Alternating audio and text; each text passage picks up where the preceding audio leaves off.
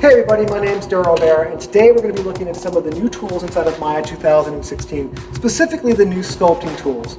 So with the sculpting tools in Maya, we now have a very high quality set of brush-based tools that we can use to work on top of our base shapes. So this isn't designed to replace a dedicated sculpting or featuring system.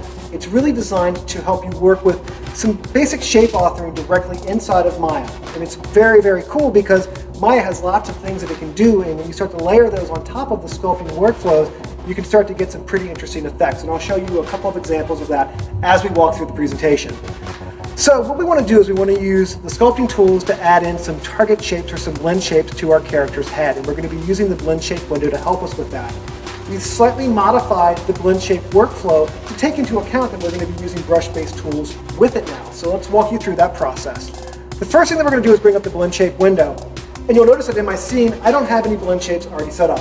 So what we're going to do is we're going to grab our character's head and we're going to just add a new blend shape to it. And you'll see that there's no sliders here. So this is a little bit different than previous versions of Maya.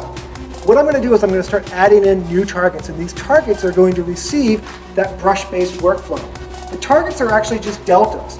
So this makes the file sizes very small. It makes the file I/O much faster. At any given time, if you wanted to get a true piece of geometry out of that target, you can just click the Generate Rebuild Target Shape from this slider. So it's a pretty straightforward workflow.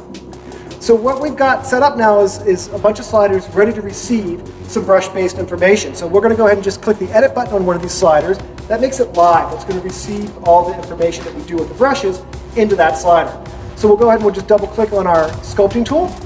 And if we bring up the tool options for this, this again will look pretty familiar to anyone who's used Mudbox in the past. It's a very similar tool as to what you would have had in Mudbox. So we've got obviously the ability to adjust the overall shape of the tip of the brush.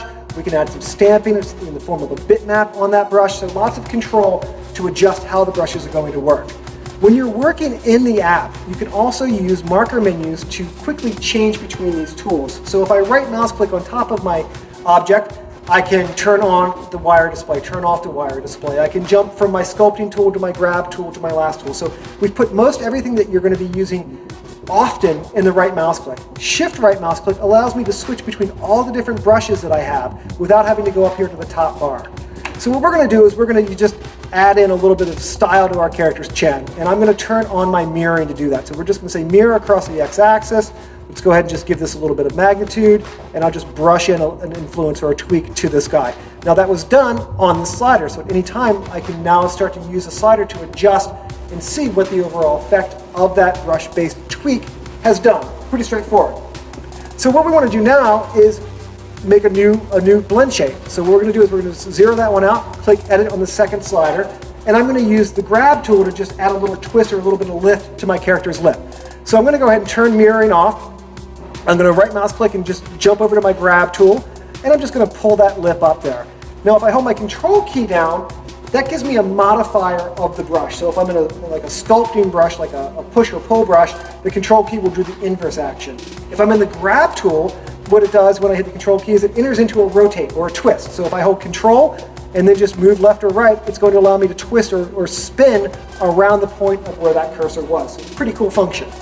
So the next thing that we want to do is make another slider that's going to give me a little lift on one of these lips. So if we go ahead and go back into edit our third slider, and I'm still in the grab tool, and I start to pull this lip up, you'll see that it's pulling the top lip and the bottom lip. So what I'm going to do is I'm just going to switch my fall off. Instead of being a volume-based fall off, I'm going to do a surface-based fall off. So that's going to allow me to grab just the top part of that lip. So again, it's taking things that Maya could always do, volume-based fall off, surface-based fall off, and putting them in conjunction with the brush-based workflows, and it really starts to show you the power that we have when we're doing some basic editing of our base shapes inside of Maya with these brush-based tools. So the next thing that we're going to do is look at an example of how we're going to use the brush-based tools in conjunction with a deformer. So let's say I wanted to give my character a slight change to his eyebrow, his forehead or something like that. And if I do that kind of in a standard sculpting system, the other objects aren't going to really have any effect, right? Like if I lift that up, that eyebrow doesn't go along for the ride. So what I want to do in this example is make those eyebrows have a relationship to that underlying piece of geometry, the underlying head. And we can just use a simple wrap deformer to do that inside of Maya. So we'll grab our eyebrows, we'll grab our character's head, We'll jump over to our rigging menu. It's worth mentioning that the user interface inside of Maya obviously looks a little bit different. It scales to 4K really nicely. The icons can scale up and down based on the DPI of your monitor. We've also taken the opportunity when we were refreshing the user interface and making it a little bit more modern or current to reorganize the tools and kind of tidy things up. So all the deformation tools now live underneath the rigging menu set. So we'll jump over to rigging. We'll go to deformer and we'll just do a quick wrap deformer on that guy.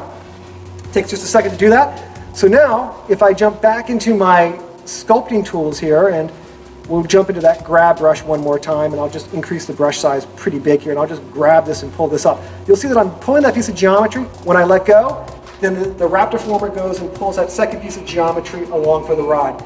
So that's just a simple example of what happens when you have sculpting tools combined with all the other great tools that Maya has, and that is what we've done for 2016. Thanks a lot for taking the time to check it out. Cheers, everybody.